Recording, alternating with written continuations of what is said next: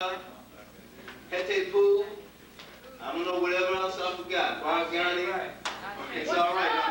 What's up? All right, I'm Akhenaten. All right. I'm Middletep of Minra LB of WRFG Radio. We're glad to be proud sponsors of this great spiritual masters, the gathering of spiritual masters. Yeah.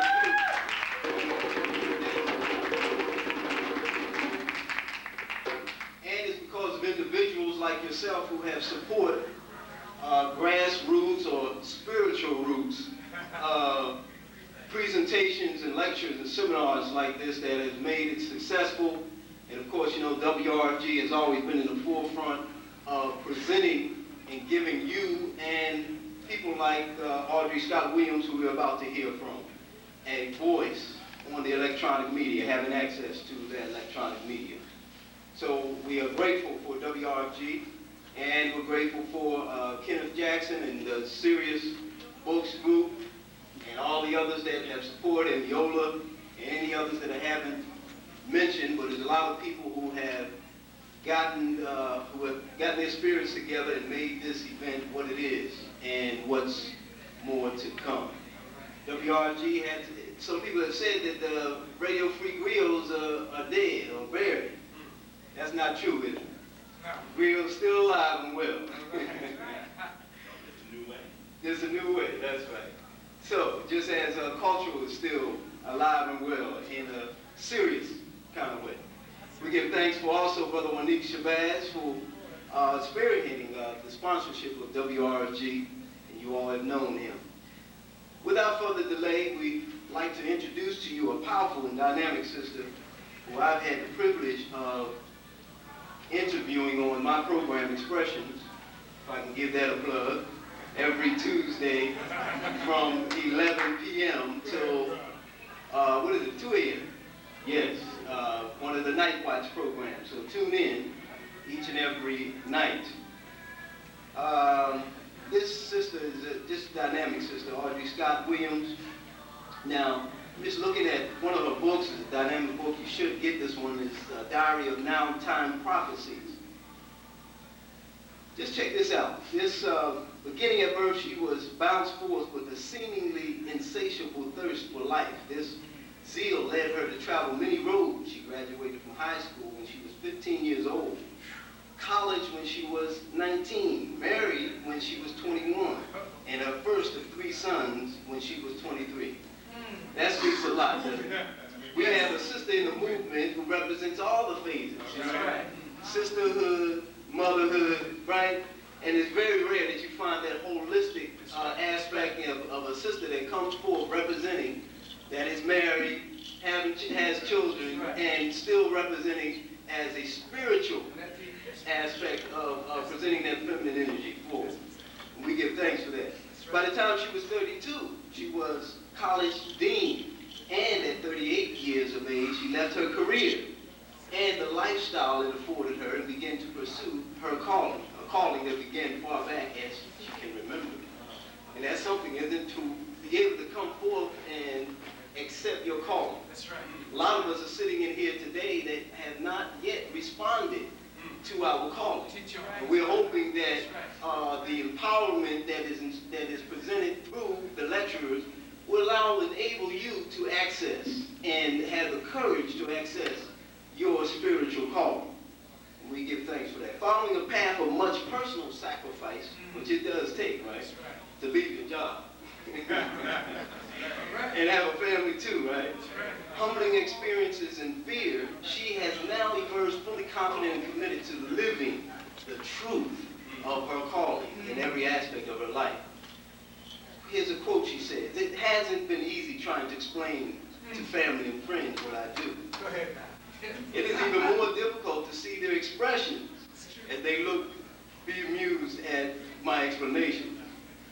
I used to be hurt by some of their responses, but as I have grown in knowing my truth and the responsibility that goes with it, I no longer look the other way when I see them coming.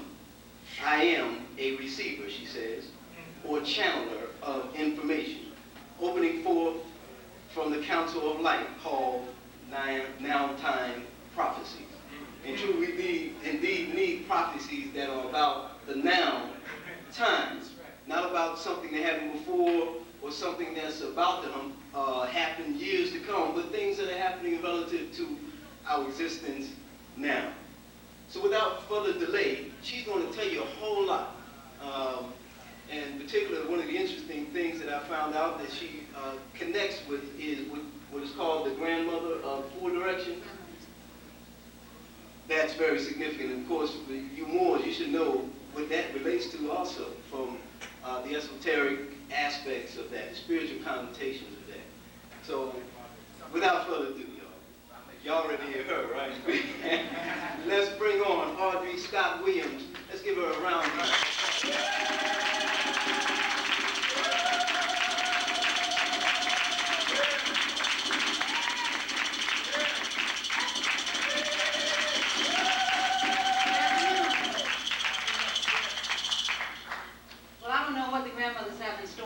But I'm really anxious to move forward. They've been hitting me with a lot of different things this morning.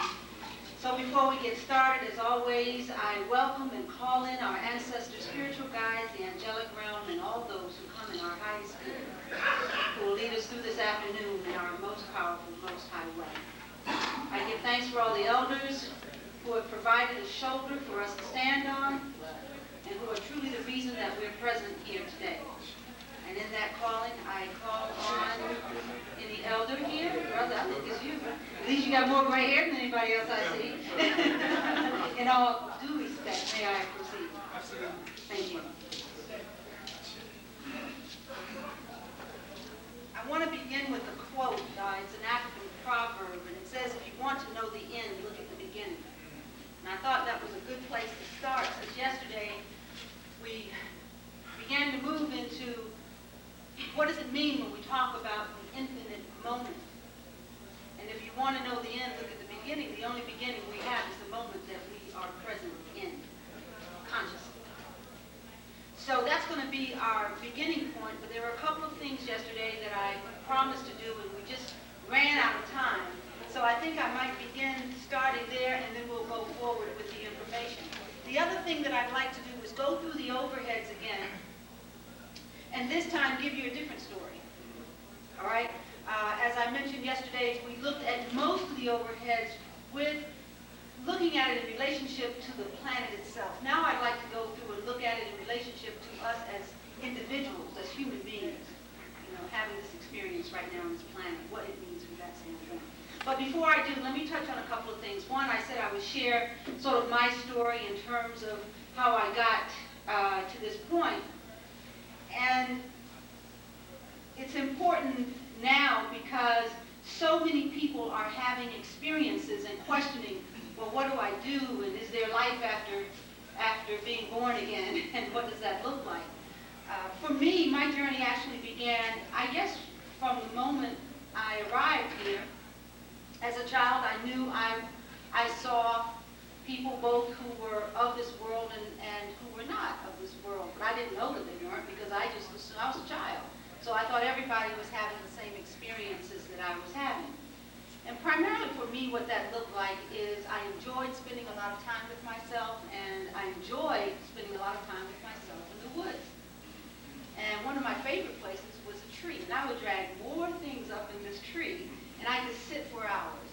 But it was there that the grandmothers would come, and they'd bring other people, and we just had a good time.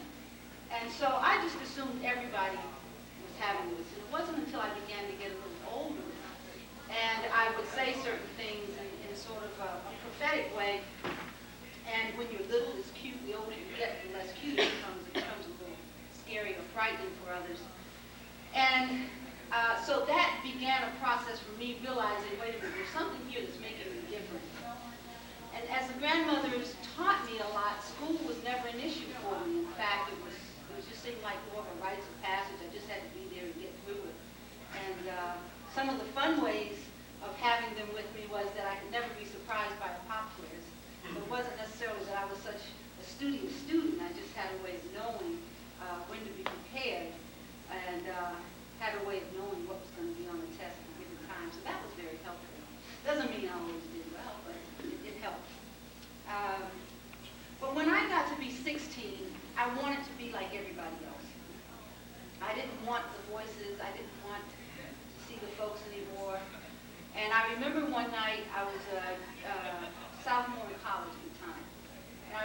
coming down by the river. The college that I went to was right on the Hillsborough River in Tampa.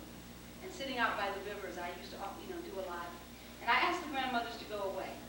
And I asked them to go away because, as I said, I wanted to be like everybody else. And so they did. And they went away for 20 years. It's a long time. And I guess you could say, if I were to be honest, that I knew one day they would come back. So I must also say that I always felt that they weren't that far away. But I knew that they would be back. So life began to take a different turn for me. I was working at the college. I was very happy. I worked very hard to obtain my professional status and was looking forward to maybe even being a college president by the time, before I got to be 40. I mean, it was always this race for time. And then I started being visited by them, and I didn't recognize it as such, because at the same time, I also had a children's theater company called Uprising. And this was a theater company to empower youth through their history and through their creative potential. And I felt that if we could connect our history and our creativity, then we'll learn some of the secrets of pyramids. Because I believe that as creative people, that's what ignites us, is to tap into that creativity, anchored in who we are. So I started this theater company, and we were together for a long time. We went from a small little community kind of theater to actually performing all around the country, and invited out of the country to many different countries. We never really did that, but we did a lot of performing. And it was around this time that a friend of mine contacted me, and we were talking about activity or ceremony that was getting ready to take place in St. Helens Island. This was a few years ago. I don't know if anyone here was at Kumbalamba. Was anybody at Kumbalamba in St. Helens? All right. Thought I recognized your spirit. Anyway, so my friend Barbara O, we just decided that, this would be a great time to get some footage for a larger project. And so I went with her as part of her production team. And remember now, at this point, I'm still pretty anchored in being in control of my life, I thought. So through that experience, I won't talk a lot about that because that's a lecture in and of itself. Mom Fatou Set is an elder who came from Senegal. Mom was 110 years old when she came to St. Helens, and it was a gathering that was sponsored by Morehouse International School of Medicine, Dr. Charles Finch, and the team over there. What was significant about this is, there were so many things. When Mom decided to do this healing for us individually and collectively, for our ancestors who lost their lives in the Atlantic slave trade, and all that we've been through since then, before Mom would come to the country, she says, then the people who were the keepers of the land need to be present so I can ask permission to be there. And so there was a very large group of Native American elders and healers, kahunas from Hawaii, other spiritual healers and leaders from South America and Alaska and other parts of Africa. So for 10 days, all these people are gathered in one spot, and you can only imagine what happened. Mom opened the ceremony. Were you there for the opening? Okay. When Mom opened that night, the very first night that we all gathered, she said, let the rains come and cleanse the ground and bring in the ancestors. It rained so hard within, I don't even know if it was minutes of her saying this, that you literally could not see your hand in front of your face, nor could you hide under a tree, to keep from getting wet. Everybody was soaked. And so that was all that was necessary for that night, so that was the end of that. We began the ceremony the next morning. And I'm saying all this because it's very much connected to our experiences that we're having. When the ceremonies began, I was very much focused on the needs of production, and so had not taken the time to really get into the energy of the ceremony itself. But I'm going to tell you something. The grandmothers remind me all the time that they choose us. We don't choose them. So it's real important for us to be clear on that. And I say that because if you receive a calling and you think that you're in charge of that calling, you're going to learn some real hard lessons. So they're very clear. We chose you, you didn't choose us. And in that ceremony, what happened was I became possessed, if you will. And it took me 2 years to say that. Not only did I become possessed in the ceremony, somehow I got outside of the circle of the ceremony, so I stayed in that state for about 2 days. And there's a whole story about that. But nevertheless, it was after that things began to open up so fast that literally for me, for that year, following that experience, I literally felt as though I walked with one foot here and one foot at death's door. Because I did not understand what that experience was about. But it shifted the energy in my body, I guess forever. And it provided an opening of information to just start coming through in such an enormous way that all I could literally do was to just be in my room and write and draw on my bedroom walls. I mean, I literally was drawing most of these pictures on the walls of my bedroom. And I was afraid to do that when I was first told, because I felt that to do so meant that if somebody thought I was crazy, now I was giving them the evidence to support it. So I had all kinds of stuff I had to work through. I mean, first of all, I had to lose Miss I'm in control of my life, and then submit. And let me tell you about submission. We think we submit all the time. I've got a problem, okay, I'm going to say a prayer, and then I'm going to turn this over to the Creator. And then, as soon as we get up off our knees, we go out and we're trying to figure out how to fix it. Okay? I was taken so far removed from everything that I thought that I needed in my life. Everything. That finally I realized, you know what? I'm not even going to try to figure it out anymore. And at this point, there were a lot of sacrifices, as was mentioned. And I don't know that it had to be this way, but nevertheless, it was my path. It meant financial, total devastation. It meant separation in a 20-year relationship.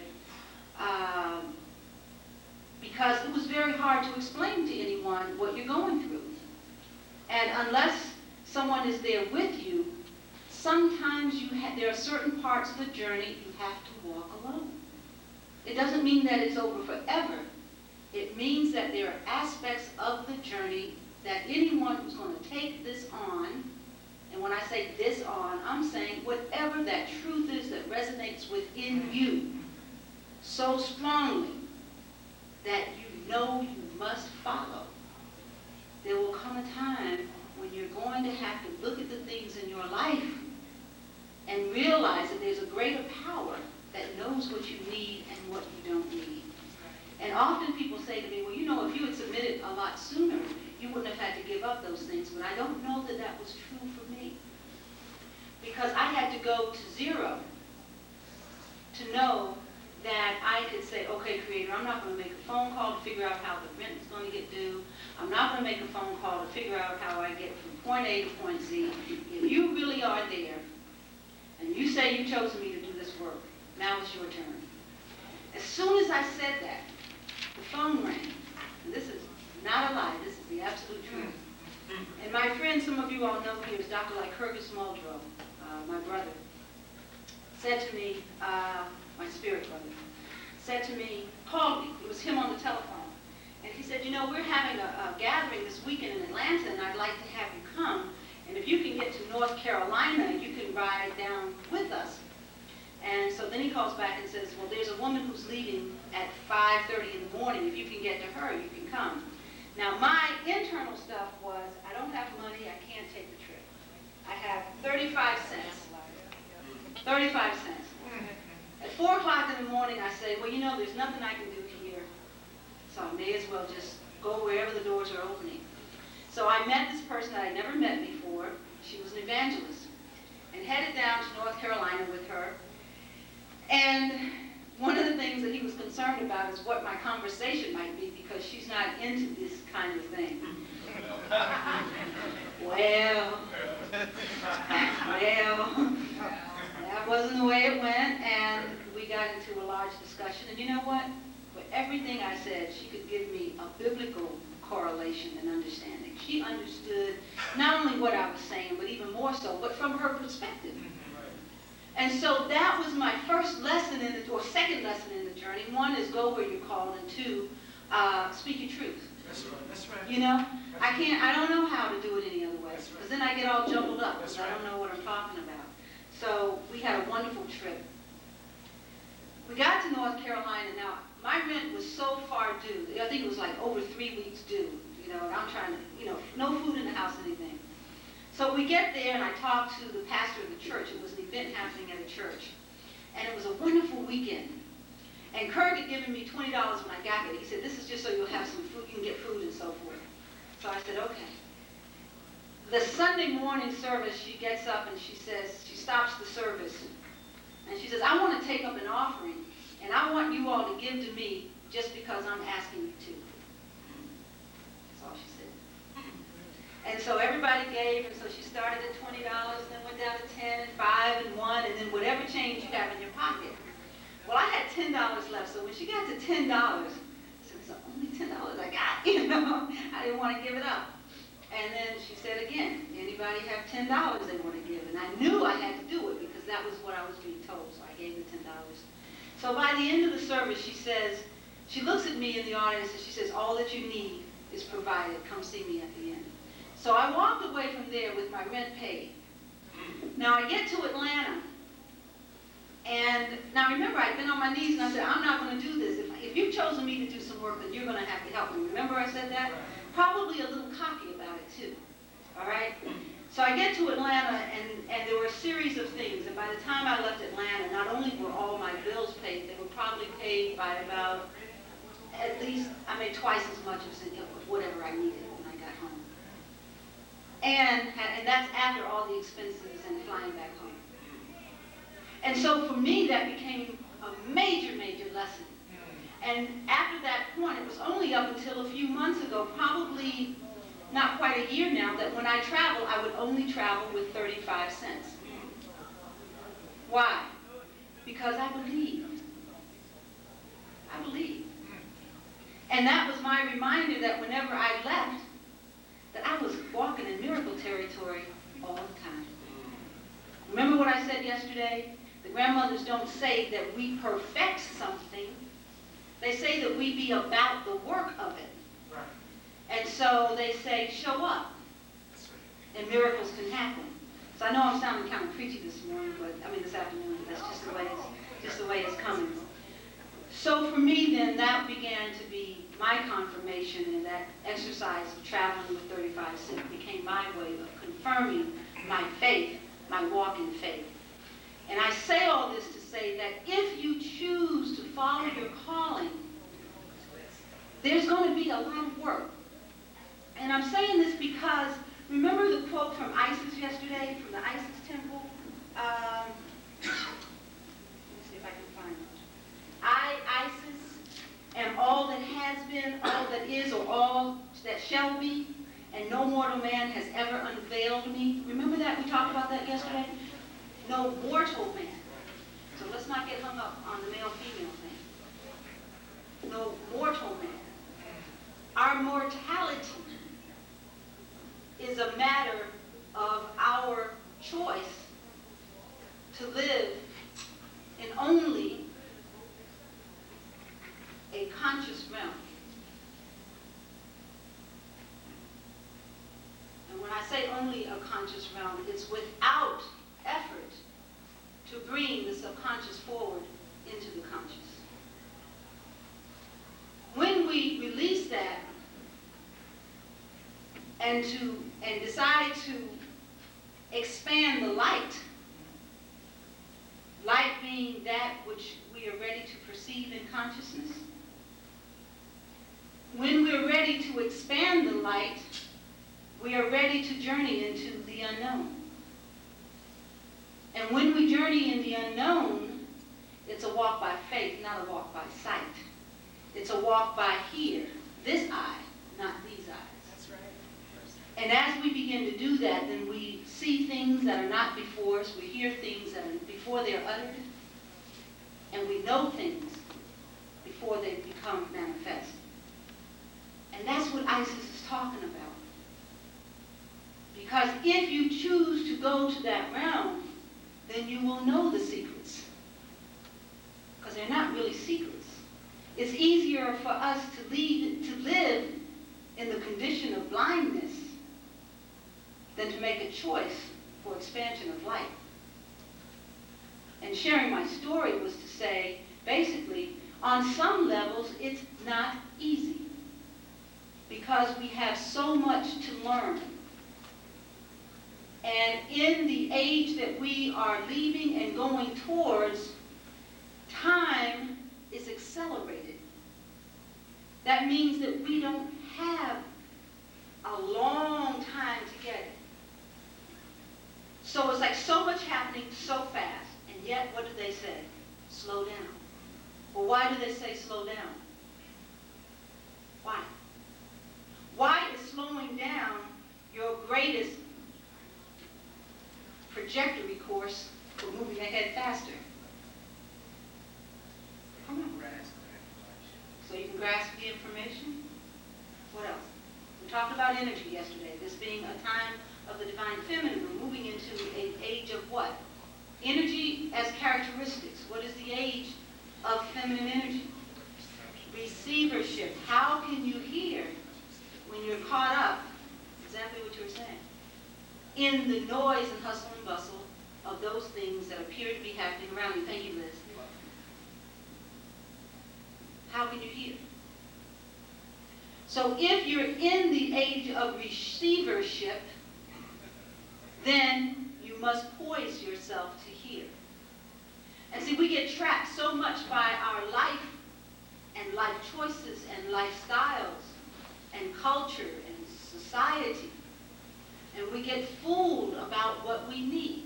Now, does that mean I don't like nice things? No, absolutely not. I love nice things. I love to travel. So I'm not saying that. I'm saying that our priorities are often connected with that, and we see that as being a limit. We don't see it as being a limitation. We see that as the guiding force. And what happens is then we live within a prescribed means, and we lose any notion of what exists outside of that. And that's where, when you initially make the choice, to cross over, to live your truth, to speak your truth, that's why things begin to be severed. Right? Things begin to be severed. The fire comes, fire, transforming element. The fire comes to burn off those things that no longer serve us. The difficulty is that we have been trained to believe that chaos is negative. But before birth, there is chaos. Chaos is a natural phenomenon. Chaos creates growth, or it destroys us.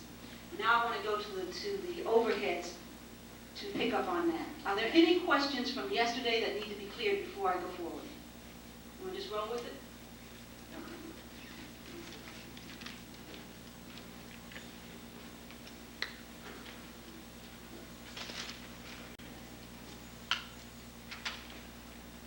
This is the first symbol. Can everybody see this?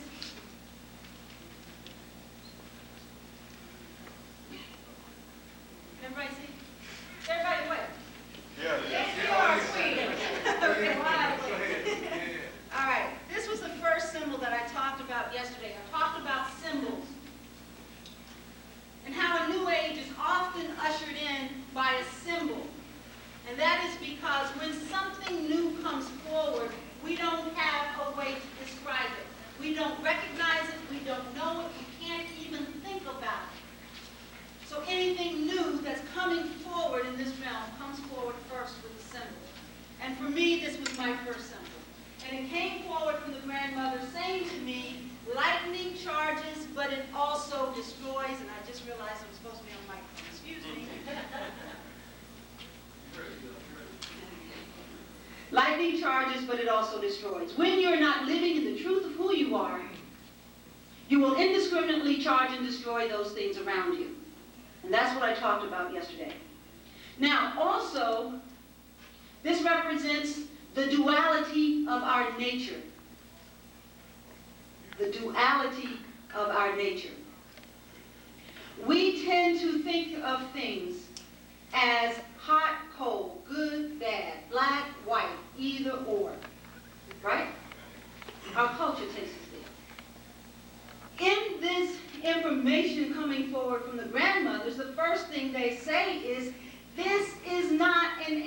of duality.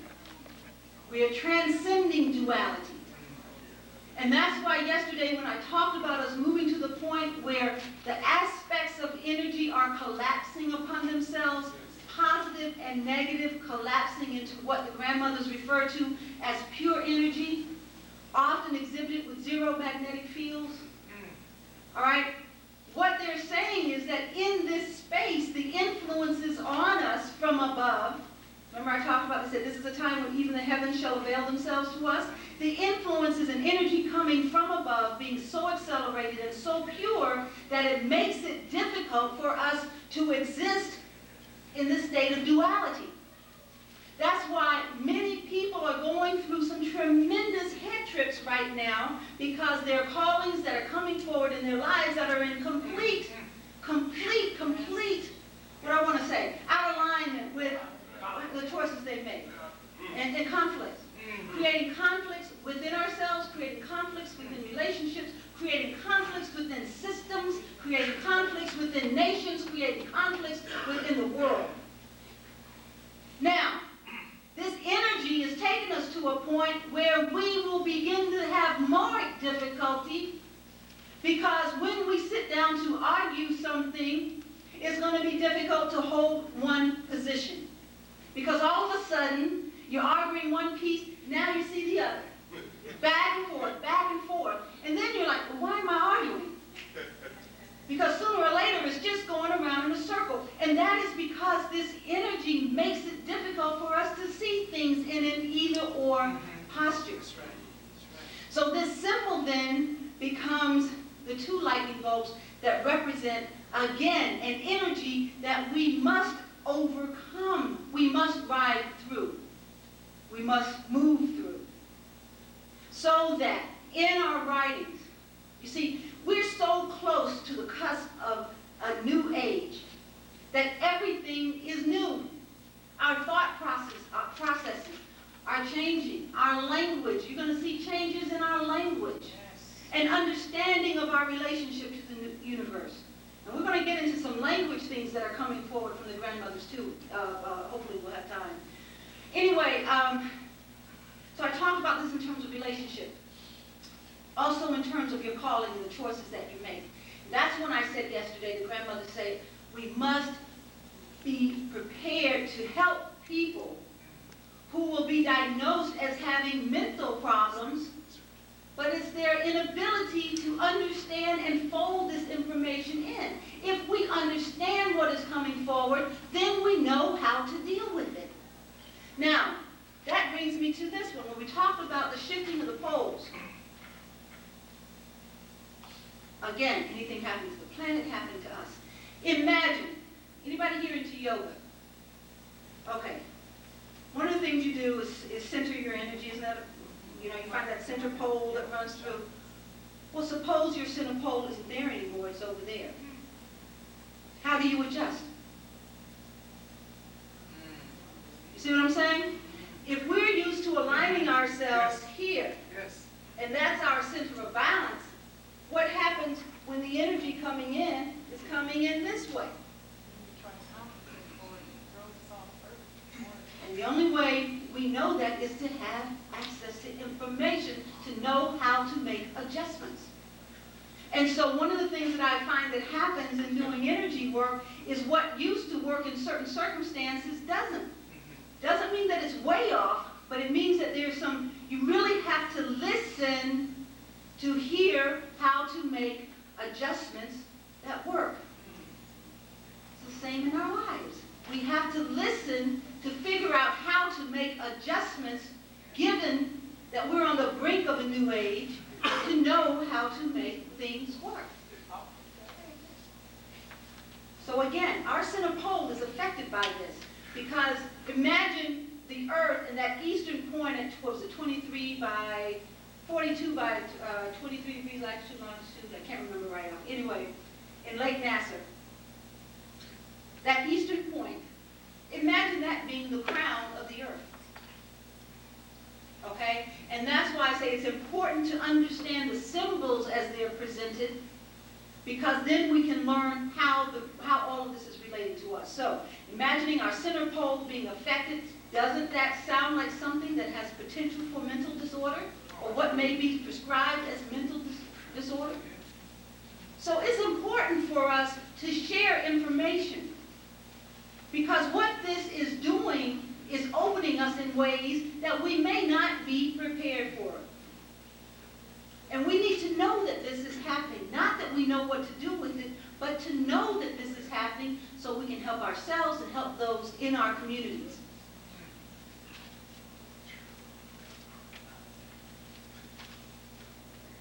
This is the one with the capstone. While we've been in that state of imbalance over the last 26,000 years, I talked about a capstone being placed over the crown chakra of the earth, or the top of the world being that eastern point, 23 degrees north latitude, 32 degrees east longitude. And that energy was subdued, so to speak, to affect a lessening of the energy flow coming into the planet, because in a system of imbalance, we would literally self-destruct. We would destroy ourselves, we would destroy the planet, even as such we come very, very close. Well, this is gone now. And what is happening to us, this lifting of energy in our crown chakra, for those of you who are just coming in, I'm going over the overheads in relationship to us as people now. We are receiving more energy coming in than we have ever had in our lifetime, our parents' lifetime, their parents' lifetime. We're talking back to about 26,000 years. And I don't know if any of you have had this experience. One of the things that happens to me a lot now, my crown area gets real tender. Has anybody had that experience? Just gets real tender. And I know it has to do with the level of energy that is coming in through this area. Now, where this energy is focusing as this capstone is being lifted, you see a cube there. Let me get this point. This cube, right to the outer cube, is called the jackal. The jackal is the keeper of a gate, so to speak. In a system of imbalance, that jackal was around the core of the earth to contain the wisdom of the divine feminine during a system of imbalance. Or we might call that the earth's core. Or we might call that the point where the four cardinal points intersect. All right? You see what I'm talking about? Well, the energy now is breaking away or shaking up the jackal. Because on the one hand, we see the jackal as being negative because it's kept the world from knowing the power of the divine feminine. But on another way, the jackal, in order to break the hold of the jackal, we must be firm in living the truth of who we are. We must be committed about seeking truth, about becoming the gods and goddesses that we are.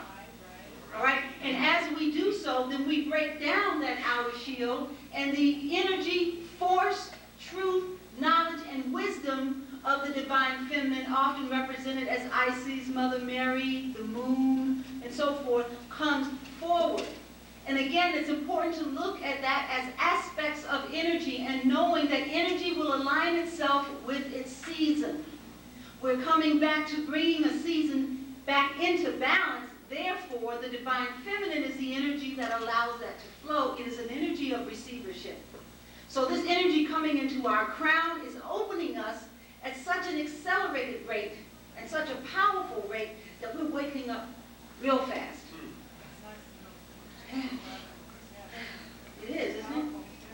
And then we're being not only awakened, we're being called to action. And that's the part that gets a little scary sometimes.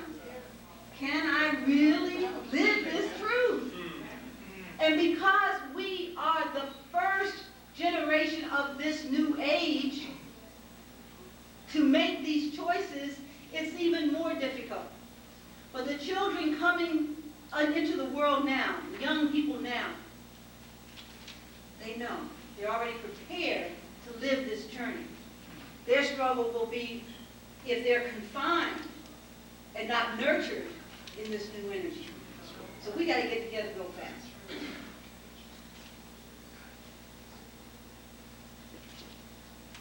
Now let's talk about this one for a second. Here is the capstone lifted. Here is the seeding that has taken place. The moon and the sun having very important guardian relationships to us at this time. Grab something here.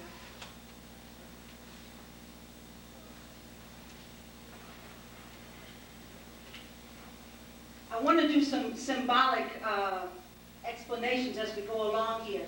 So I'm talking about the sun and the moon. One of the things that I've learned is it's real important now not to take for granted anything that comes either linearly or in a cyclical fashion or spiral fashion. In other words, linearly, something will happen. I'll go research it to find out what does the sun mean. All right?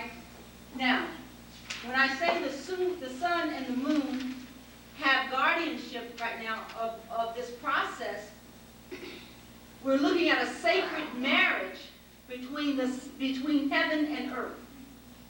That's what this represents, the sun and the moon. A sacred marriage between heaven and earth.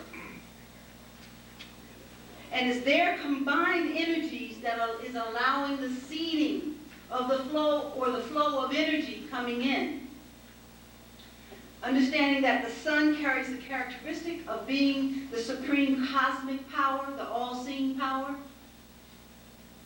and the moon being the feminine power, the mother goddess, queen of the heavens that I spoke about yesterday. She opens the portal to all that is. So this marriage, bringing in and guardianship of the energy coming forward, is allowing this process to take place right now. Now let's talk about ascension. I talked about this is the time when we truly come forward in a path of ascension. That's what's available to us now. This path of ascension is recognized. I'm not the greatest artist, so this is really supposed to be a hawk, because that's the symbol that came forward. In balance, the wings of the hawk touch both the earth, the moon and the sun, the body showing the perfect marriage. And in the language of now time, which is why we get to the number piece. Remember I talked about in the planetary system, as the grandmothers bring forward, there've got to be 12 planets. All right, we'll go back to that in a minute for those of you who weren't here yesterday and looked at me like, oh, okay. This right here is a clock. It's a clock of the ages. It represents the seasons. In totality, it represents 312,000 years. As you break it into 12 segments, it represents seasons. And here I talked about, we're in the 12th season, or the bottom of the 24th age, the age of the perfection of form, the age of emergence, a physical-based age. And before we exit the season, we must come into balance. Now, in the language of the grandmothers, which is numerically based, anytime you exit the 12, you return to the 1. And that's the ascension path here. We are exiting the 12 in our return to the 1. Return to wholeness. We return to the universe. Uni being one, verse being explanation. So we're returning to the verse of the 1. That's where we are, because we will enter from the 24th age to the 25th age, going into the age of spiritual enlightenment, where we are now being prepared. That's why we have to awaken. It's not our choice to awaken. They have chosen us. We haven't chosen them. And that's why we're going through that process now of awakening, because we must hone in on very different skills.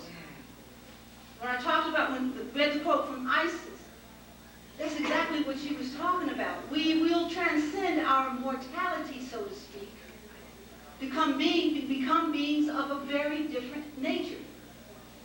Doesn't mean that we might necessarily look very different, but it means that how we operate We're moving to a point where remember I said all life seeks to perfect itself. And as we're moving along that course, the 25th age is a very powerful age because it's about the perfection of life. And that's our goal. So instead of being sun consciousness without sun consciousness, as we talked about yesterday, or S-O-N without S-U-N, or the child wanting to be in charge of everything without understanding the spiritual realm, or the connection between spirituality and our existence here, or let's go even further, who even begins to look at it as a duality, because it isn't. It isn't. It's all one. So now, we're coming to an age where we reunite with that knowing, understanding ourselves in our true totality, and in that bringing forward the wisdom of the new age. So this is the time of ascension. This is an age that every prophecy of indigenous people speaks about. You name it. You pick the country. We're in the time of prophecy. And the grandmothers say our way through this age is returning to the teachings of the ancient ones, because they hold the longest memory. There are those in the realm of our ancient ones who have been keepers of the wisdom for this very day. And they say, be careful about the books you read and other information. Doesn't mean don't read. I'm not saying that. I'm saying be careful. Understand that everything that has been recorded in the last 2,000 years is limited. It's incomplete. The keepers of the way, the keepers of the wisdom, had to disguise things because we weren't in a balanced state to go forward. In the state that we're just coming through, because I know the divine principle is rising in all of us, in the state that we're just coming through, we did not have a God consciousness. And we're still living some of that now. It's going to take a while. Yeah, things may get a little crazy before all this stuff gets worked out. But we're reconnecting consciously to understanding, bringing forward from the subconscious into the consciousness who we are. Timeless, ageless.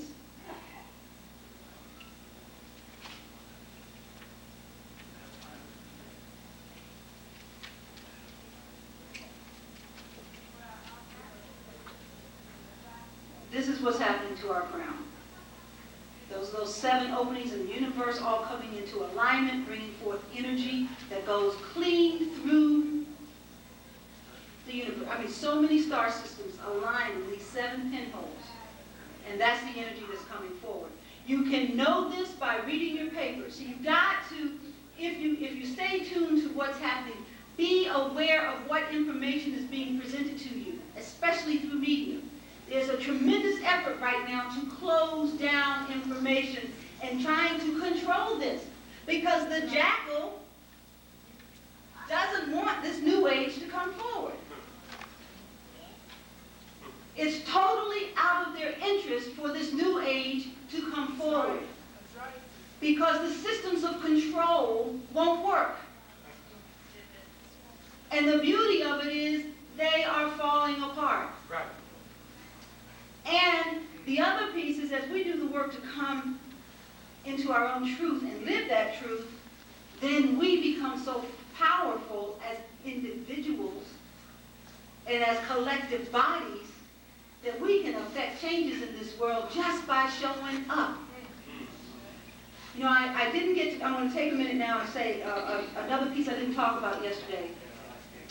Last summer I was given a vision to walk from Harrisburg, Pennsylvania to North Georgia through the Appalachian Mountains. And it was about returning the dreaming to the children by connecting them to the legacy and teachings of the ancient ones. And so I leave on this journey on April 21st. There are others who are joining us, and I give thanks.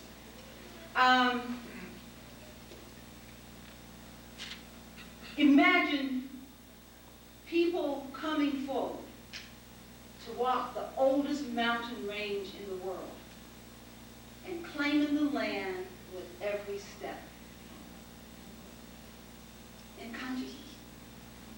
to affect healing and to affect a change in the world.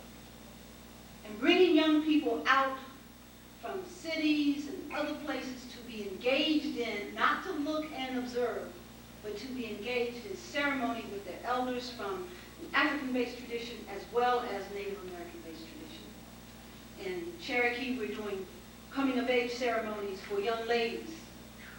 We're taking kids up on a mountaintop to see what it feels like to sit on a mountain and see a sun come up, see the sun come up. You know, doing a solstice celebration. It's going to be powerful. Juneteenth celebration. All these things happening in designated cities along that walk. And it's not an easy walk. It's a difficult walk. But it must be more powerful than anything I can imagine because the grandmothers have ushered it in. And this is a time when it may not seem to make sense what we're being guided to do, but show up to it. Because the changes that are going to affect the changes in this world are going to be what may appear at first to be subtle. But when you awaken, as Malcolm X said, a sleeping people, or his question was actually, how do you awaken a sleeping people? But when you awaken a sleeping people, they have to be contended with in a different way. And so as we awaken to the power of who we are, then we begin to look at those systems, these cause and effect situations in our communities, and begin to be instruments of change in a very powerful way. Because why? Because we know who we are. When you're living your truth, you know who you are. When you compromise that truth, you don't know anymore, and somebody else is in control. Or you're sharing that control. But when you rise to your truth and you walk that truth, you're unshakable. Not only that, you see truth. Remember yesterday I talked about, don't take anything I say. I'm not trying to sell you anything. I'm not trying to get you to believe in the grandmothers. All I'm trying to do is awaken your own intuitive capacity to know truth. Because then you cannot be deceived. And right now we are very deceived. And we must understand that those who have the greatest, are being impacted the greatest by this, are our children. We can't keep allowing thousands and thousands and thousands of young men and women to be carted off to warehouses where we can only imagine what is going on, not on a level that anybody can see, but on a level that nobody can see. You can't even, they don't even have windows in these new. Prison development is the leading economic development tool. And the parts and pieces that make it work are our children. So we must awaken to truth so we don't accept things on face value. We talked yesterday about tones, frequencies, vibrations, rhythm.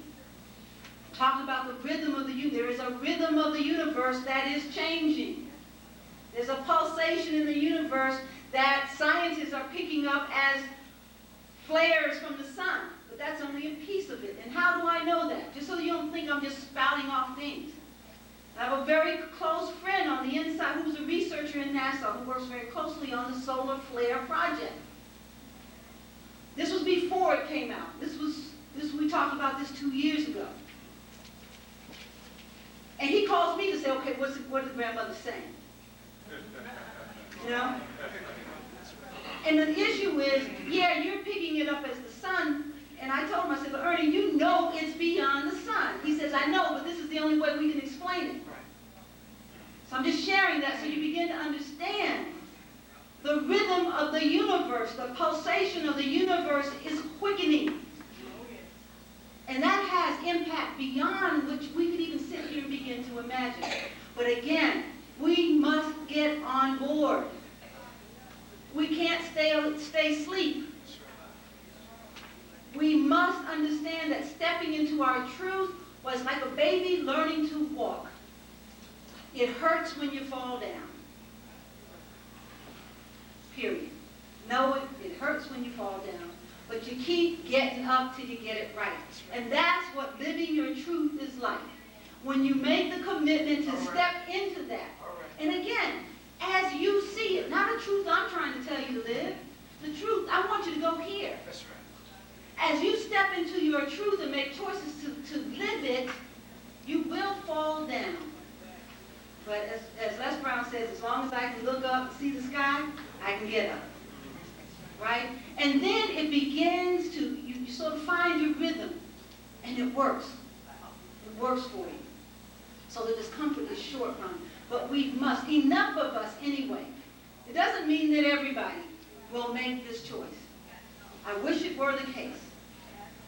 But what we're looking for is that mighty few who want to step into this power and transform the rest of the world for us.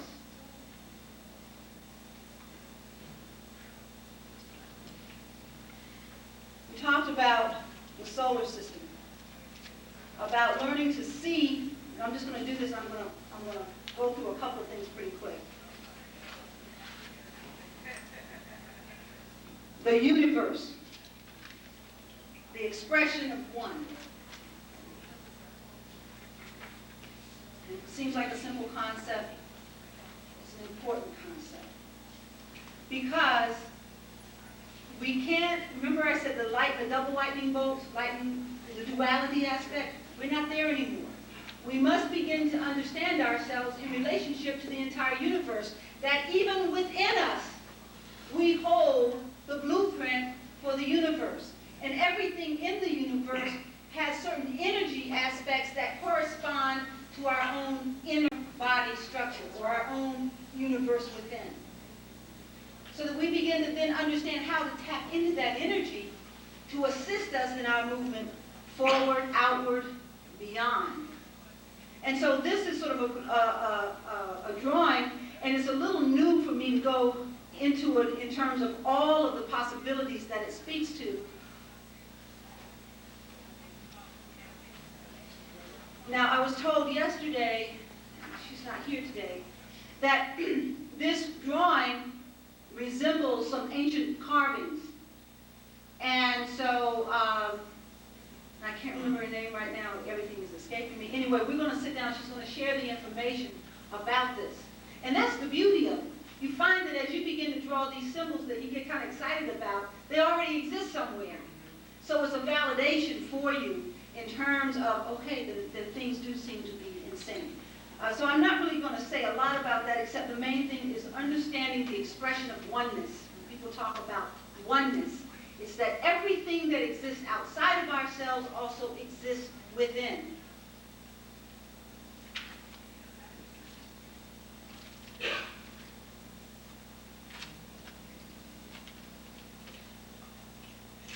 Now this is the chart that was given very early on for Nowtime Prophecies. Now I'm not an astrologer, so I don't know how to read this, and I don't know that you can read it as an astrologer, except what I'm beginning to understand is it in relationship to several things. And this is one of the projects that I'm working on. If anyone is interested, please join me.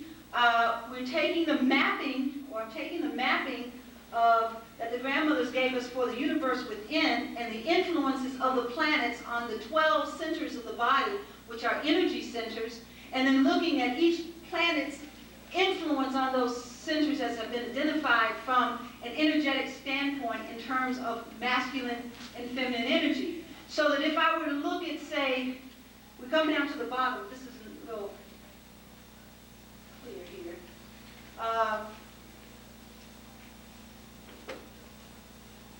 As we're trying to come into balance in the last season down here, the 12th season, you see we have Virgo and Mercury, Scorpio, Aries. Actually, I just want to look at the planets. Mercury, Mars, what is that, Saturn? So then what are the energy characteristics that those planets bring forward? Then as we begin to understand the energy characteristics, then we can see the energy, how it plays out in the season. We can also begin to understand how that energy affects rhythm, tone, and frequency. And we can also begin to predict how that combination of energy then affects the things in our life at any given point in time, especially as we're trying to navigate this age.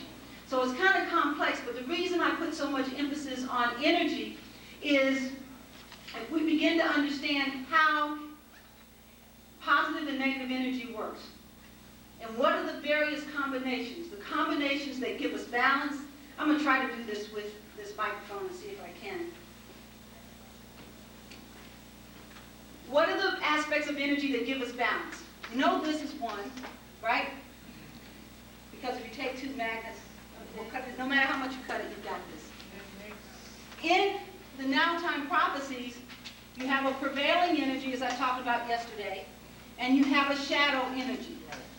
And when those two are working together, it creates balance. When you have a prevailing energy, that might be one thing, and the shadow energy is the same, which is what we're coming through now, where we had a prevailing masculine energy and a shadow masculine energy, because the masculine prevailing didn't yield to the feminine coming into the 12th season, then you have this imbalance. But you'd still have imbalance if you had that, where you had a feminine prevailing and a feminine shadow. Then you have other combinations. If you look at these planets, and I don't know what they all are, but let's say you have, how many planets are there? Mercury, Mars, and Saturn. Well, right away you see that if you've got, say, is Saturn a masculine or feminine planet? Masculine, right? And Mercury is masculine? It's neutral. Oh, it's both. Okay, so then let's give it both. It's both. Okay, so we'll give it that, right? And then what was the other one? Saturn. No, Saturn, Mercury, Mars. Mars is masculine. We know that. Okay.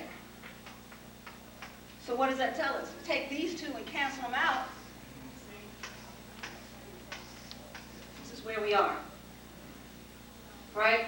So then if we're coming into a new age, we want to look at what would that combination be, and we'd see what the prevailing energy would be to determine how we're progressing towards balance. It also helps us align what our work energetically has to be to bring balance. So that if energetically we have this, then to bring balance we must have what? We must bring forward the feminine. So that gives us a blueprint for understanding what kind of energy helps us to move forward. Now, if this is speaking to energy, we're talking right now in terms of an age or something so far out there, sometimes it's hard for us to grasp. Let's take it on a personal level. If this is an energy that's dominating us on a personal level, then one of the things that we're going to often have to be checking ourselves is to make sure we're connecting with our spirituality. That we're going to be out here doing all kinds of things and not even caring about the spiritual aspect of who we are. Doesn't mean we won't be productive, but it means that we'll lose the point of what that productivity may be at some point, or it means we will attach ourselves to an energy that becomes a driving force that is so disconnected it can be destructive. What might that be? A system where if you are successful in our society, what do you have? Money, right? A physical-based something, expression.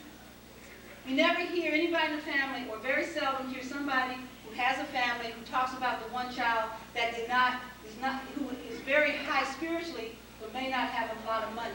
You seldom hear that child being referred to as successful. But then if you begin to understand energy, you begin to understand, well, that person's always going to be up against it. But as we shift into an age where the prevailing energy is feminine, let's do that here, the shadow energy becomes masculine. In other words, receiving information to affect what we do. As we begin to understand that, then we understand, wow, this whole energy around this relationship of what we see as reward or what we see as success shifts. It's not going to be money anymore. That's right. Now, this whole question, are you living your truth? You begin to measure and gauge. I'm just saying that's one possibility. You'll be able to measure and gauge yourself and others around you as successful by how they are living their truth. So you see, understanding energy and relationship to energy in any age is very important. It also is important as we look inside of ourselves. If we find ourselves being guided by certain energy, just stop and ask yourself, what's pushing this right now? Am I trapped into the age and the energy coming into my body, or something else going on? And this is important because as this new energy shifts and realigns, the energy inside of us is calling us to be different than the prevailing energy in our culture. That's because we're on the cusp of something new. So it means that in some ways we may pay a bigger price to usher it in than those who are already, who will come after us. And I'm not trying to influence anyone. Either way, I just want you to have the benefit of information that's coming forward from the grandmothers. Are there any questions? Because we kind of shortchanged that opportunity yesterday.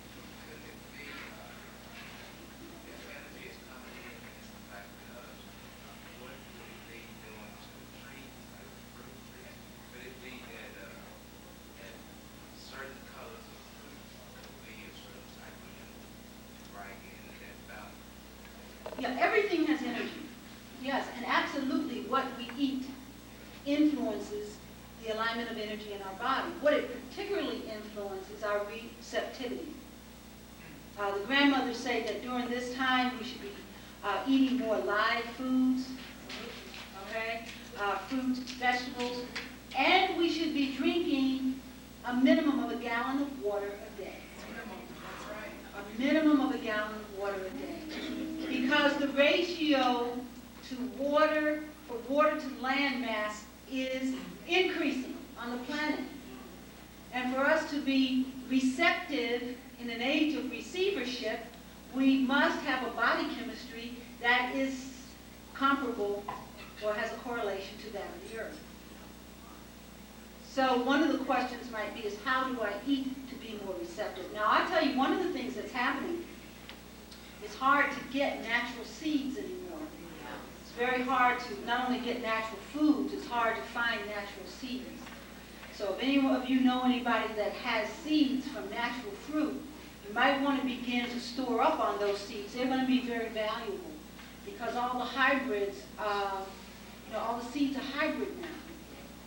And so what we want to try to find is one of the projects, hey young man, one of the projects to take on in our societies, especially in our communities, are seed banks.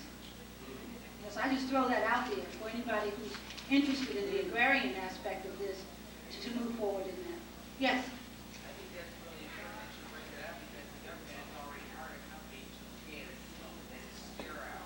That's right. Where we cannot have to rent. Yes. Let me just say a piece, sister, and I'll come right to you. You know, I talked yesterday about the recoding process that's going on now that's affecting our DNA naturally, preparing us to be able to live and thrive in a new age. That's happening. It's happening to everything, literally. But this energy, this consciousness of man disconnected from our spiritual consciousness means that we often find that the energy that is at work around us seems to be in competition with God. And I talked about that in relationship to the ultimate example of that being creation of life. In terms of our seed, what better way to limit the capacity of the carbon seed right now to come into this new condition of wisdom than to begin to play with our genetic makeup. You see, as I said yesterday, we are closest to the original carbon seed. We hold that gene within us, that melanin-based blueprint that takes us to a point of knowing that's beyond what we're even capable of realizing now. Do you understand? understand what I'm saying? It goes back that 7.8 million years that I talked about and holds the collective memory of the universe. But when we distract our energy by what we're eating, by what we're playing into that's available to us, from the music we listen to, the foods we eat, how we spend our time, how much time we're on the telephone, how much time we spend in front of the television, all of that, it keeps us disconnected from knowing who we are, while on the other hand, that source of imbalance is out there discovering everything they can. And why do you think our children are disappearing in prisons and dying in prisons unexpectedly as they create their DNA banks? And I call them the melanin snatchers. And we sit by and watch. And we worry about issues like the children who are young men in prison not being working for the government, not being able to send money home. You know, that's not the issue. We got to get it. They shouldn't be there in the first place. And we have to affect these young people. Have so much going on in their heads. They know this stuff, but our culture, we have lost it. My son says to me, I said, Michael, tell me what the world would look like. This is my youngest, who's 16. I said, you tell me what doesn't feel right. Tell me what it would look like if it were better. He said, I'd have a community that supported me. He said, because you all don't think we're spiritual. And you don't know the weight that we carry. We don't have anybody to talk to.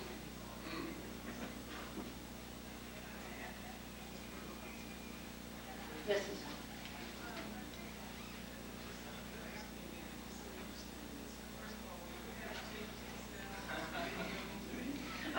What I have available is, I do have a book, Diary of Nowtime Prophesies. I do have a CD that's available that is a work of 3 generations of healers, about 30 of us who gathered and drummed and danced all night in the Shenandoah Mountains and then went in and recorded for 13 hours. But in terms of my speaking, I don't have any tapes available, but I think they're going to be making things available from the conference.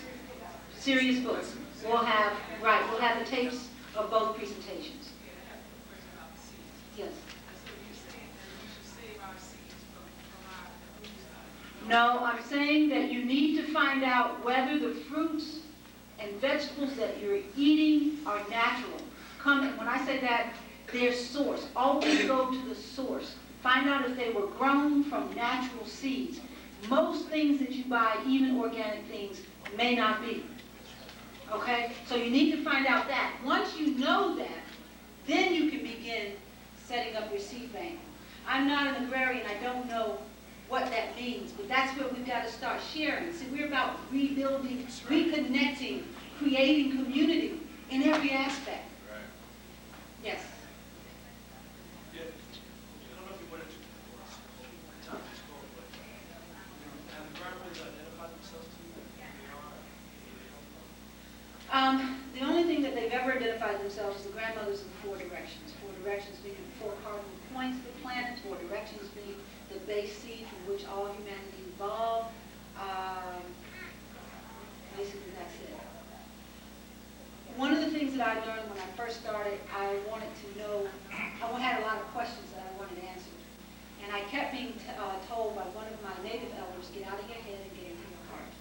When you ask the question, well, you know, who is, what is, why is, what happens is, we're trying to understand something in a mindset that already exists when the information that's coming forward is coming forward from something that doesn't exist. And so basically I had to accept the fact that I'm a baby and I have to just listen. That's hard. I mean, imagine, you know, I come from such an academic background. I want to research everything, and it doesn't happen like that. So any more specific than that, I can't tell you. Yeah.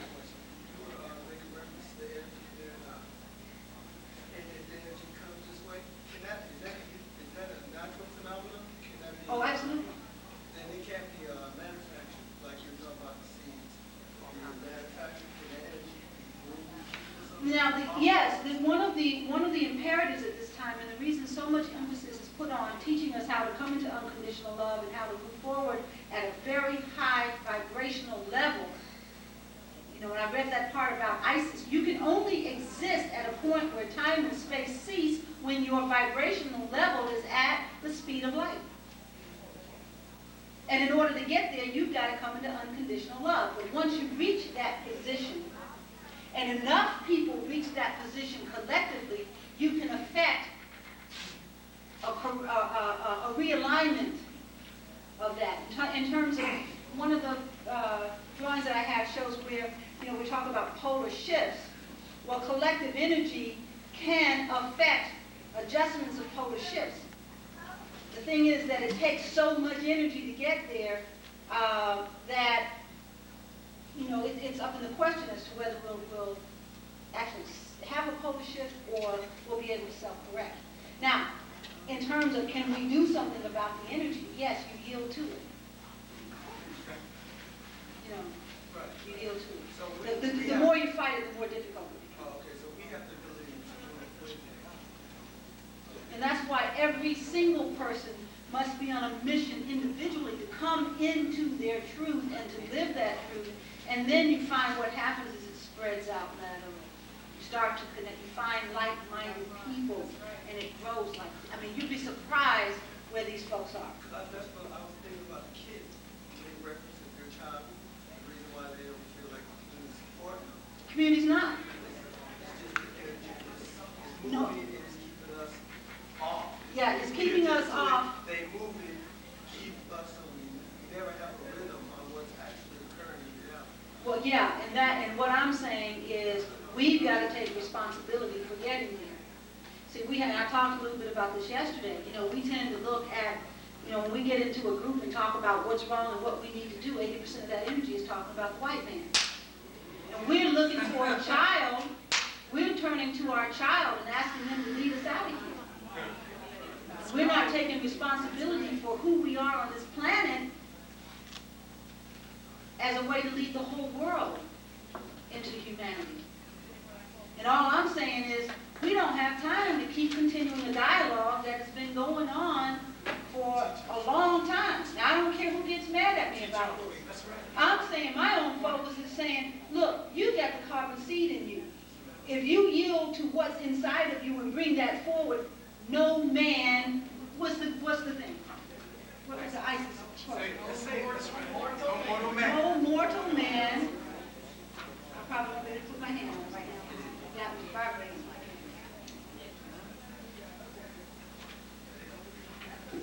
Anyway, you got it. You know what it is. I can't put my hand on it right now. Take up too much time. But you got what I'm saying? Okay. Sister, you had your hand up for a while. Let me just go here.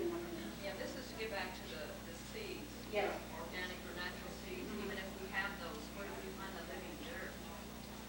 Well, I would say right now, even if the dirt is the issue, just store the seeds.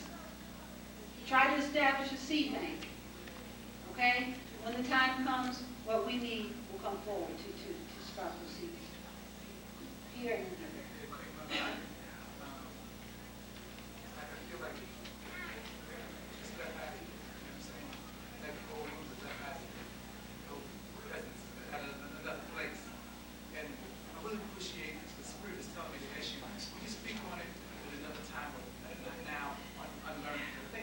Unlearning? Yeah, learning. See, what we've learned has to be unlearned. And that's one of the most difficult things amongst even our people, even those of us who are conscious. A lot of times, the wise ones, the ancient ones always say, pushing is unlearned. You have to empty out first. And we're so full of what we think we are. Well, for me, I'll answer it in an abbreviated way, and maybe that would be a good topic to spend some time on collectively. For me, it has meant disconnecting. It meant letting go of that television, letting go of the newspaper. For a year and a half, when I did most of my channeling, I had my phone disconnected. I didn't even want it to ring in the house. I spent 21 days up in the mountain by myself, in silence and fasting, walking these next couple of months over 800 miles. Taking the time, I'm not saying this is your path, please don't, I'm just saying that one of the things that I have begun to realize is the only way I can be in receivership is number one, to make sure my body is at its peak in terms of what I need to put in it, and I'm not always good at it. People around here who know me know that I'm always battling that food issue, that water issue. And once I've done that, is to create the space where I can hear. You know, just to create the space. If I just do nothing but those three things, information flows. And sometimes it's hard because I don't go out and hang out when I like to. And also, the other piece is beginning to learn from your body. When you walk into a room and the energy says, turn around and get out of here, turn around and get out. If someone wants you to go to a nightclub and you've been channeling all day, the energy will drive you crazy. It will cause you to short circuit. When I came off the mountain after 21 days, it took another 2 weeks of being home before I could even go out and be around people. See, what happened is this. When I went up on the mountain, when I first got there, I could pretty much have my energy realm was basically what was right around me. After the 21 days, I could tell if someone came within a 2 or 3 mile radius of where I was. I could feel the energy.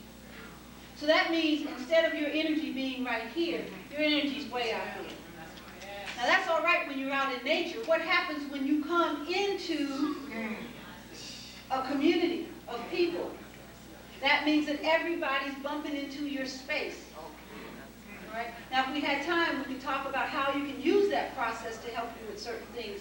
But the point is that if you really want to begin to figure it all out, you've got to take responsibility for creating the time in your life, disconnecting from things that don't really have a positive value for you anyway, and then learning to recognize the resonancy of truth within you.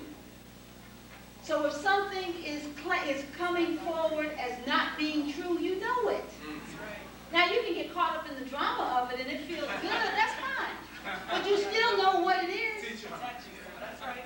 Go that space. And I'm going to tell you another thing. Make clear, be clear about what you're asking for. Because if you choose to walk a certain path, that doorway will be open for you. And you will step into some awesome power.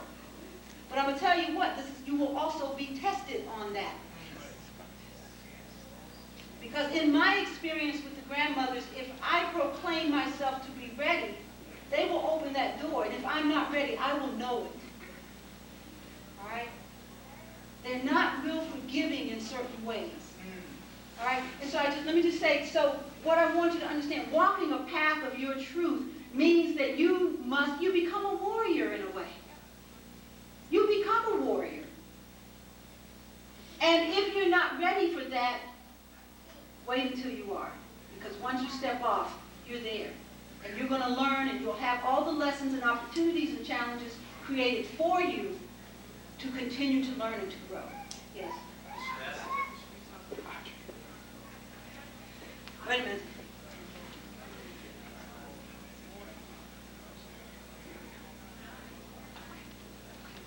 Yes?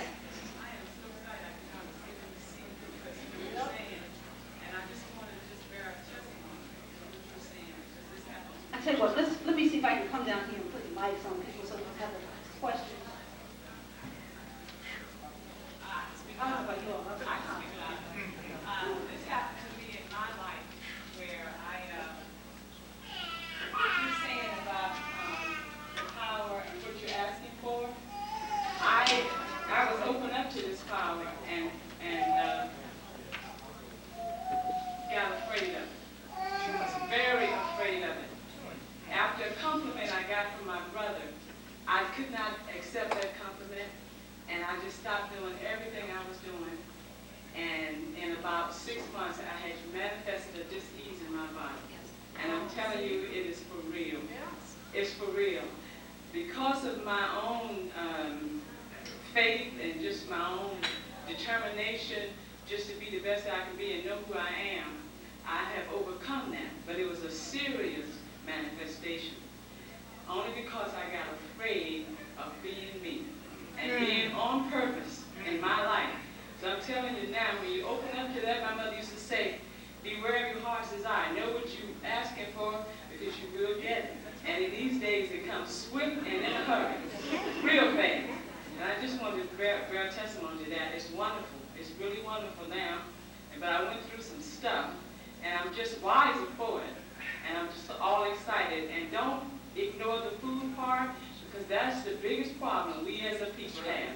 And we're manifesting all these diseases, and because we still want to hold on to the cooked food and the meat and what your mom and dad used to give you. You got to let go of that, because those who are conscious and those who have been meditating, doing all this other stuff, and if you're still eating the cooked food, eating their food, you're going to get what that's going to bring. That's right. But it's not easy. That's right. It's not easy. And I must say again, we must, I plead with those of you who are willing to walk the path, because we've got a lot of changes to make. As I said before, our young brothers and sisters can't keep being locked up like this. And we can't keep accepting that as part of life. All right? And we can't wait till they get there to decide to make changes. We have to begin to step to who we are. We are the keepers of the carbon seed. You inherited that. It was placed in you as your birthright. You must understand what awesome responsibility is. You have something in you that no other race has.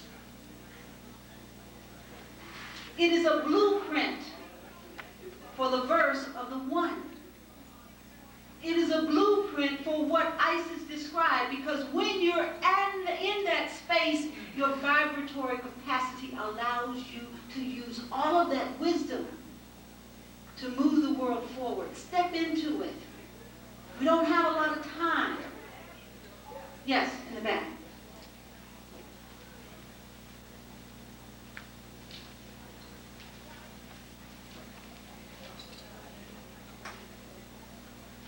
I just wanted to make a comment as well. One of the things Rich telling me to say is that it's important throughout the weekend and throughout our life actually to make it our biggest priority to know our truth in the sense of our divine purpose. Because a lot of times when we hear different speakers, if we know what our life path is, it may be right for that person, but not right for you. You know, if you have different seeds, an orange, an apple tree, it has a different path it's going to grow, it's going to bear different fruits. So when you hear different information, truth is not a static thing. You read it in the book, it's in that book for that time, but truth in regards to what? To what time, to what person, to what gender. So it's important for us to always know our truth. And that's the first responsibility we have for ourselves, to know what it is our divine purpose. And then we can get the information to say, okay, this person is saying this because maybe he has this to learn, this sister has that to learn. Thank you, sister. These young people are awesome. And once you know your truth, the courage to live it. The courage to walk that path. And see, so many of you are receiving information. We must come together to talk about it. The gathering of the masters. You're all the masters. We're all the masters. We must share and help each other continue to move forward. Yes?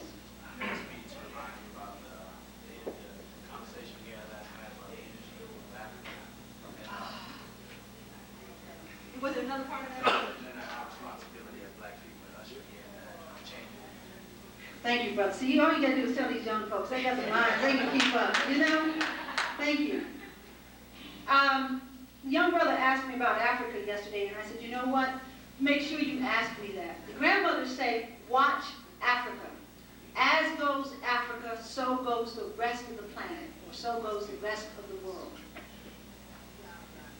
And a lot of that has to do with this energy coming in. Africa is a very sacred place on the planet.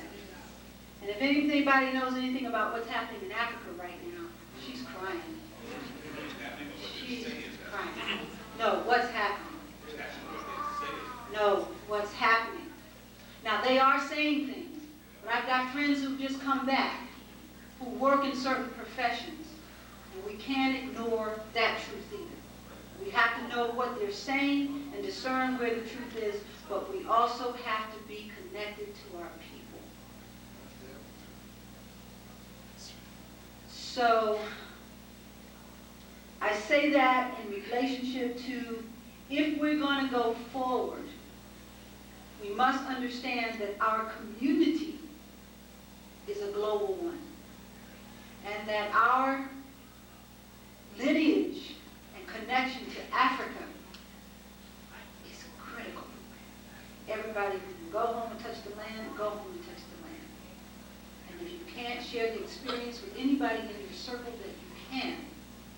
Because we must bring Africa, the people of Africa, forward so that the land can be healed as well. Now, that's a big job. But I do know from the grandmothers, if Africa, and I'm talking the people and the land. Now see, they already know ways of getting rid of the people and not getting rid of the land. And we're seeing that in incredible statistics in terms of some of the AIDS viruses and other things that are going on, which are basically biological warfare. But nevertheless, we cannot allow Africa to slip away. And see, that's why I say, when we have an opportunity to speak like this, you gotta understand who you are. And you have to be able to understand that when we get caught up in just these sort of ongoing dialogues that last for generations and generations and generations about what our problems are and we don't move forward, you've got to understand that that's part of the plan too. The plan is to keep you ignorant about who you are, while they try to figure out how they can get some of what you got to be in control. But the age is changing. They know that their time is up. But do you know that your time is on? Do you? Show up. Show up. That's all you got to do. Show up. Wait, sister, I've heard from other speakers and everything, but has grandmother revealed anything to you as far as 5/5/2000? Anything from that planet's being aligned and everything? Well, there, you know, those of you who know astrology know about the alignment of planets that are happening on May 5th, 2000. The grandmothers have treated some of this information. They sort of take things for granted. Once you understand that energy is changing and realigning itself so that you can come of age, we can come of age, then you know that these things are all going to happen. They're only a real issue for people who are going to be threatened by this alignment. So, you know, I look at it and I say, okay, you know, that's good to know. But all I see it is working to align the energy so that we can continue to do our work at a much higher rate and a higher frequency and bring more people in. As I said, the time's up. But our time is just beginning. We must teach the world humanity. Nobody else can do it. Nobody else has the original seed. It's your birthright. And that's why we, well, that can go on. Let me just leave it with that. Any other questions? I know you said that you don't deal with astrology. No, not that I don't deal with it. Speaking of that, Do you know how you talk about the marriage between the heavens and the earth and the sun and moon? How does that relate to Orion's belt, or how does that play in with Sirius star system? Yeah. that's a good question. We're talking about the Sirius star system and so forth. Orion's belt. It's quite significant, actually, because in the language of the grandmothers, the seeding that's coming from this, let me see if I can find it.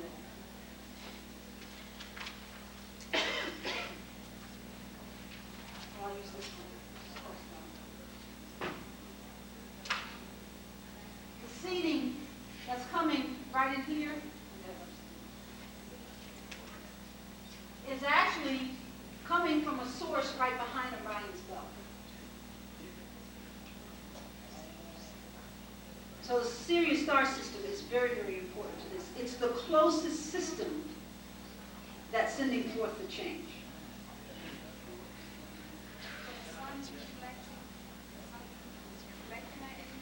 No, the sun and the moon are acting as guardianships, the symbolic marriage of heaven and earth. Now, here's another piece that I'll just throw out. I talked about this area where the energy is coming into the earth, and it kind of sits right in the middle of tropical Cancer and tropical Capricorn, and forms a band around it. If you just look at that band around the earth, that is, this is getting us into another piece, but I'll just throw it out because you ought to have things to just say, okay, about. This is a major portal of energy coming into the planet, right there along that lake acid area. It goes into the core of the earth and comes out from the core of the earth to sacred sites around the globe. In the teachings of the grandmothers, just getting into another level of the teaching, it is in this space that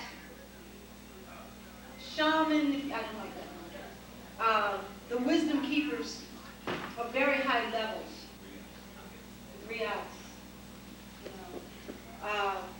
in ancient times, could travel these portals. And that's why you find cultural evidence in spiritual temples of the connection of humanity, especially the influence of that carbon seed throughout that band on the planet. Because the energy comes in, goes out through there into the sacred temples. There's a certain alignment astrologically. So I didn't get it. A lot to try to cover. When you look at this configuration here, it's this alignment that is now coming back into place, that is now awakening the core and awakening the sacred sites. There's no accident that people are feeling called to go to the pyramids, whether they're in Egypt, whether they're in Mexico, wherever. That's the nature of that energy. Yes?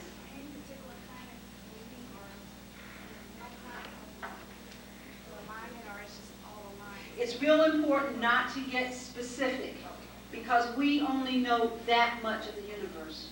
Okay?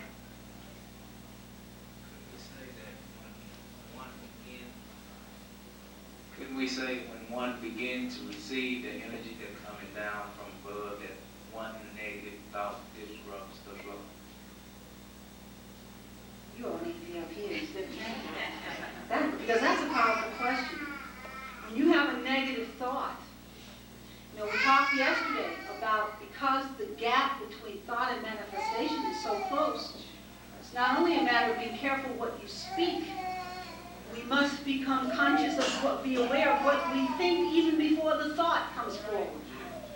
Because when you send out a negative thought, the ancient ones say that every thought manifests. Every thought you have manifests somewhere on this planet. So thank you, that was a good question. I don't know how we're doing in terms of time. Emiola, how much time do we have? Okay. Any other questions? Yes.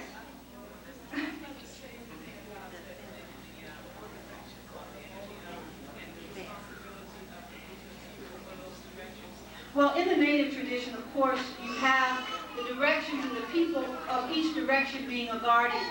The people of let's say the black direction, we're the keepers of the water. The yellow people are the keepers of the breath. The red people are the keepers of the earth. And the white people are the keepers of the fire. In balance, we use those four elements to make the world a better place. Out of balance, that which we are the keeper of, we use it for negative things. So, when you're keepers of the fire, look how it's translated into bombs and firearms and that sort of thing. It's an energy that's being used out of balance. Okay? We're supposed to be keepers of the water. What are we doing? We've got to be to our ancient calling. Yes. Hello, Brad. How are you? 15 minutes? Okay, thank you.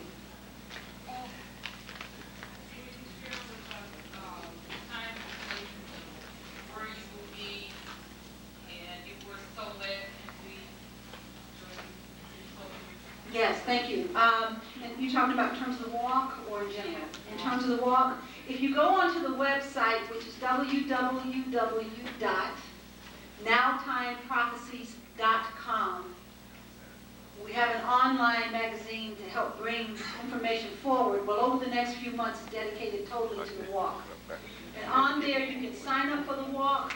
You can also find out where we're going to be day by day, how many miles we're walking, what's the degree of difficulty, and where is there a road that may be intersecting.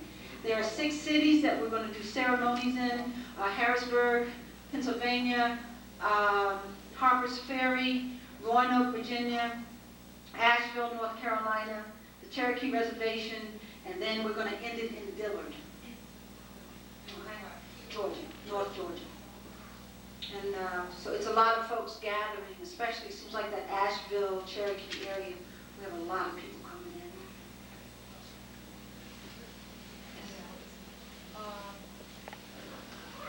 I don't know how to phrase this question.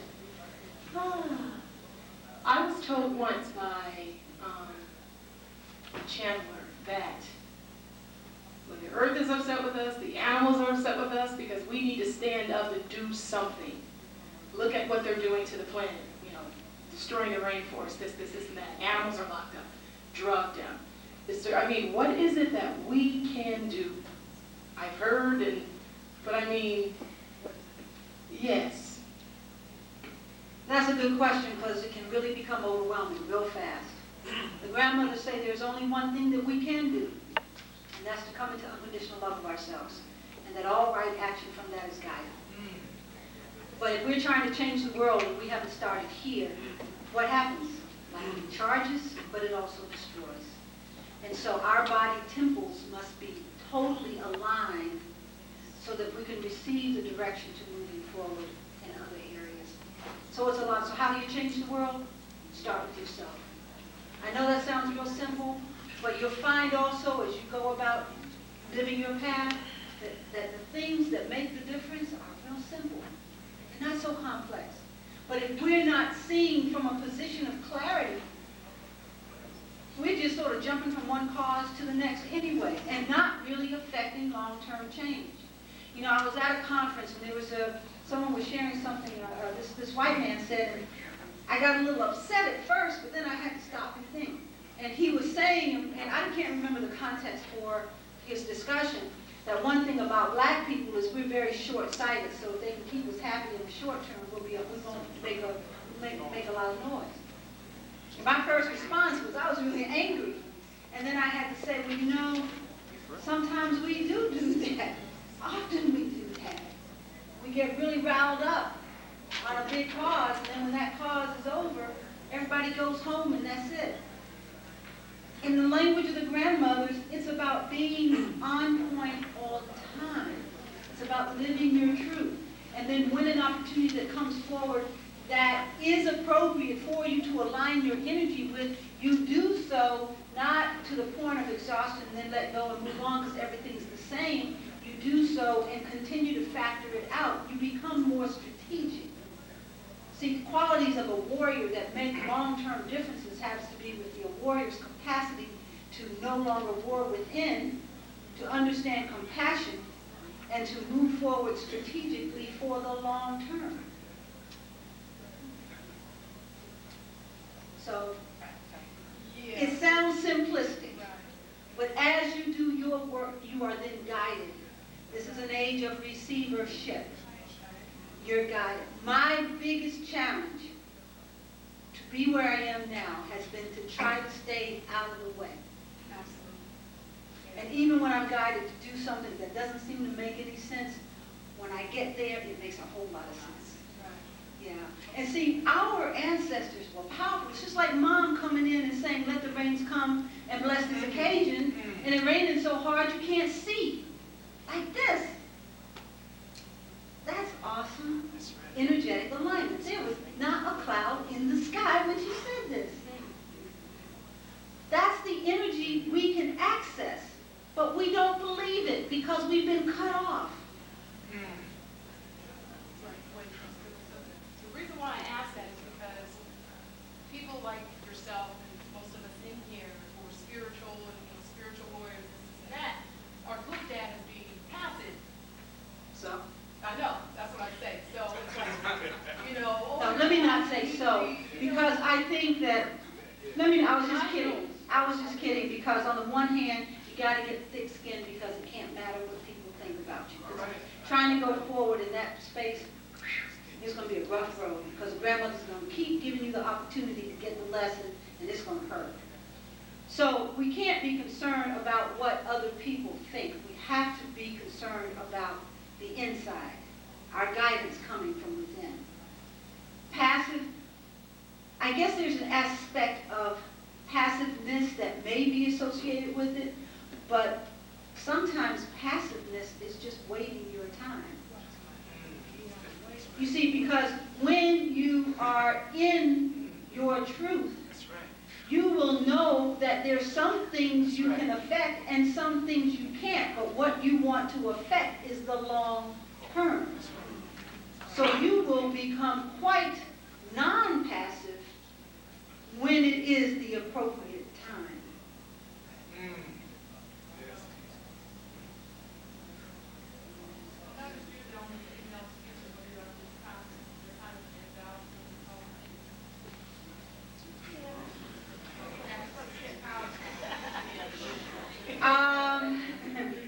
I don't know. I asked myself,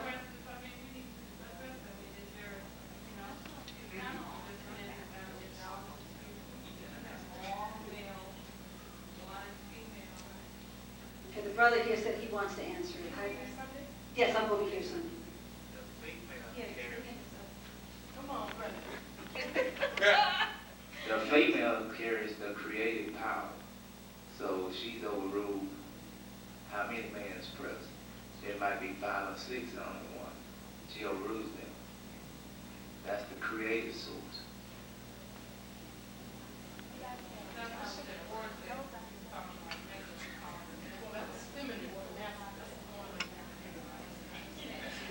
One of the things that I also know is that the grandmothers are so strong and so pervasive that they know what they were doing. I don't know what that means, and I'm not saying for you not to ask your question. It's a question that I had too. Wow, I'm the only woman. What does that mean? So I'm not saying that, but understand, we're bringing in a new age. You know, we have to bring our voice forward. We must, and that's to all my sisters here. You must understand who you are now. Queens. That's right. Isis. Right. You know? The divine feminine. You must understand that. We have to step up to that as well. Okay? And we must begin to understand ourselves in relationship to knowing how to be together, brothers and sisters. You know? We need your support now. And we must support you. And we've got to do it for these young people out here. We got to get our stuff all on the table. Let's just go in the closet. Everybody pull this stuff. Let's put it here on the floor. Let's get rid of it so that we can move forward. We can't do it without the men, and the men can't do it without us. And sisters, we can't keep finding reasons to be divided. Okay? You've got to understand your essence from your divinity. It doesn't matter who's cute. It doesn't matter who's got what on. It doesn't matter. None of that who's got whose boyfriend. I mean, really, we got to understand our nature beyond all of that. Because if you're going to step into your queendom, you got to do it majestically. Come on. That's right. And that's what time it is. So step into it. Yes. We got. You're the teachers now. What are you going to do? What are you going to teach? And brothers, we need you. And we need you to tap into that feminine aspect. And I'm not questioning your manhood. I'm just saying that you receive as much as we do in that space. And you know as much as we do. And we know that in this time, duality isn't going to be a prevailing energy. That's right. That's right. Right? Duality is not going to be a prevailing energy. we must work together. We must find reasons to come together as much as we can and continue to plan strategically what we need to do for our communities, and then take the action. And we can't say, well, we can't do it because that was never done before, or the laws don't allow it. Let me tell you something. Walking on this walk, you would think it's a simple thing. The very first thing I was told about this walk was I couldn't do it because they don't allow people to walk that land in any large numbers. But now, who has walked this trail all the time? Primarily white middle-aged men. And so my first conversation with the trail folks was, look, this land belongs to the people. And as such, we can walk anywhere we want. And see, you must understand, it was Dr. Finch who connected me with understanding the walk, being that these mountains are the oldest mountains on the world. Before that whole continental shift, this was one of the oldest mountain regions in the world. Is there no question why the grandmothers are sending us there to walk? And every step we take, we claim the land as ours. And so you got some passive, it's just a matter of time. And when you're dealing with energy, you know when your season is upon you. And when it's not your season, you're just blowing stuff in the wind if you go out there and try to do something whose season is not upon us. Any other questions? Yes. The language of the grandmother's knowledge, like You want me to do that? You didn't forget. How much time do we have left? 4 minutes. 1 minute for each member.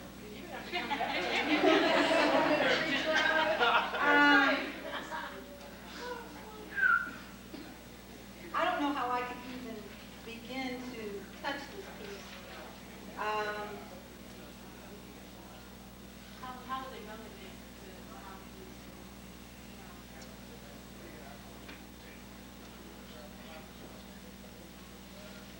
It's relevant in the sense that these are teaching utterances that come forward. Utterances as used by the grandmothers depict expressions, universe, expressions of one. And they come through principles that are ushered in by a word. And the reason, I talked about the symbols coming forward before the knowledge. Well, sound is very important. But one of the things that grandmothers say is that we must be very careful of our language because it doesn't speak truth. That is not the intent of our language that we speak here. And they say if you're not speaking with purpose and intent, then be quiet. Now, an utterance, we must understand when they send forward an utterance has a specific vibrational quality that when the word is mentioned, it aligns us with the energy that it is meant to bring forward. Okay? I shared one with you yesterday, which was the Ahan, okay? Which is the expressional utterance of universal oneness from which all other utterances flow. As these words continue to come forward, in meditation, it opens you up to teachings and opportunities to learn and experience the teachings of the ancient ones so that you know things without necessarily having read them, but you just know it. And it's because it has the same, sound has the same effect as the symbol. And that, in fact, sound is like a symbolic imprint.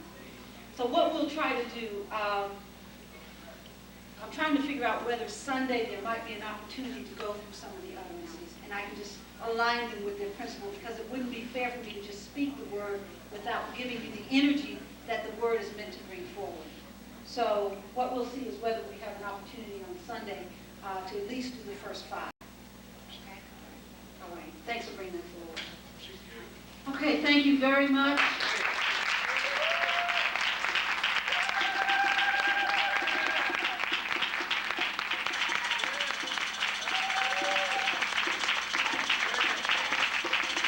Audri Scott Williams,